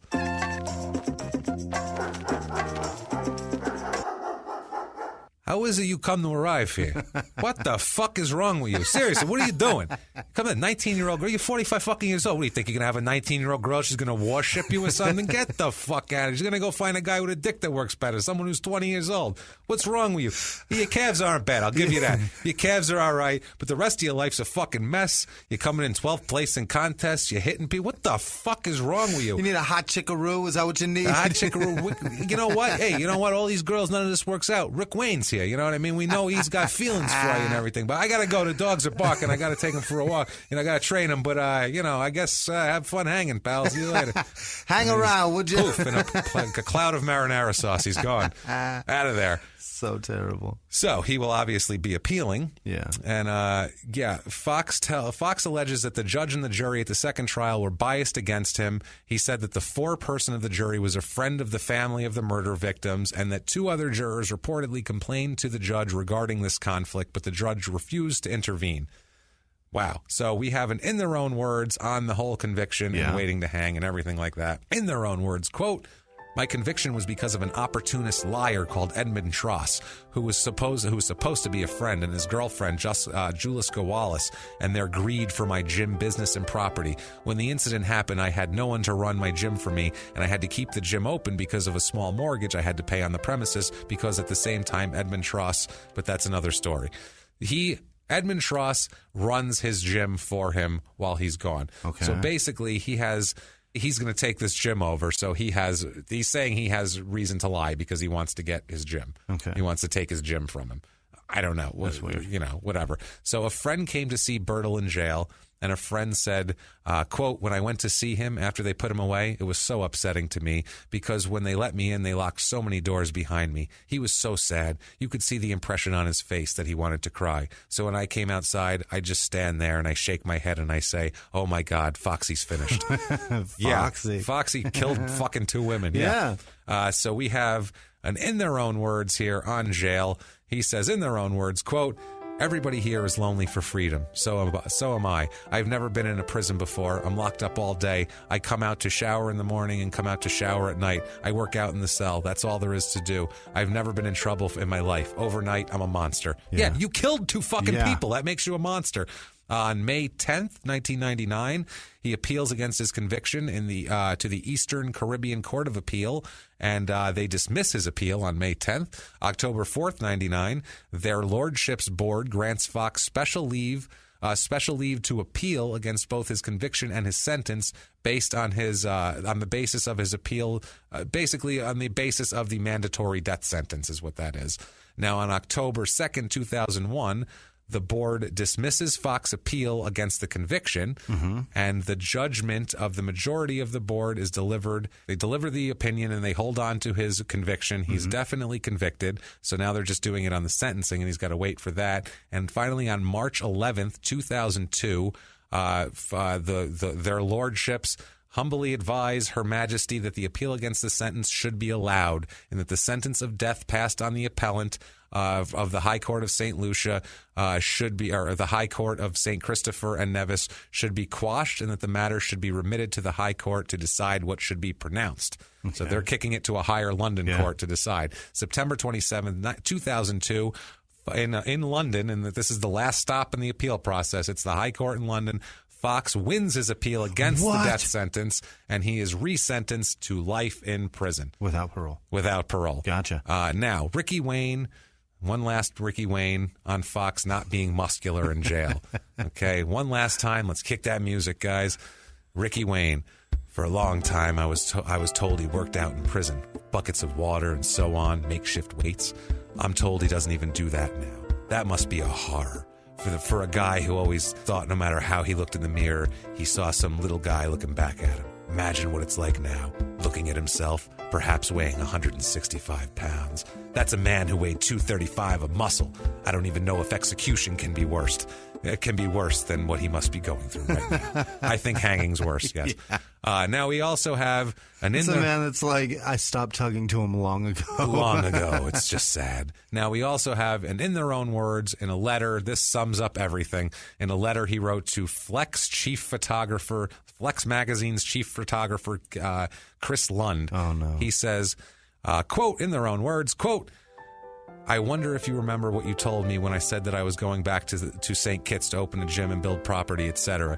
You said to me, Bertil, you don't know anyone down there. England is where you spent all your life. My friend, I wish I had listened to you. Sorry about the writing, but the bloody cell is so dark. There are 14 of us in a cell. There are 3 on the floor with just blankets.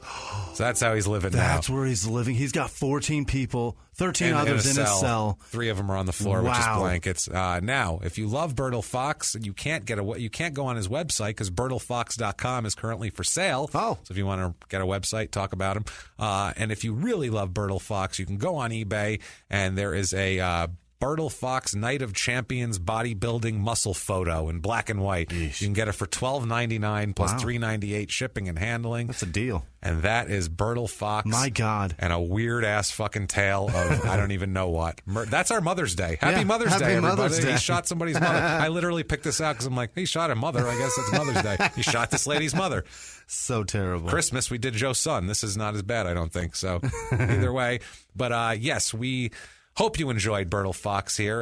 We're going to do shout-outs in a second here. Just want to remind everybody, please, if you like the story, get on iTunes, sign in. I know it takes 30 seconds. Give us those 5 stars. It helps us out tremendously. It is our lifeblood. If that is not enough for you, you can get on patreon.com/crime and sports. You can make a donation. There's plenty of cool rewards there. Right. You can go to PayPal. Our PayPal is crimeandsports@gmail.com if you want to do a one-time donation. So valuable. Also, follow us on social media. Instagram @Crime and Sports, Twitter @Crime and Sports, Facebook.com/Crime and Sports, crimeandsports@gmail.com.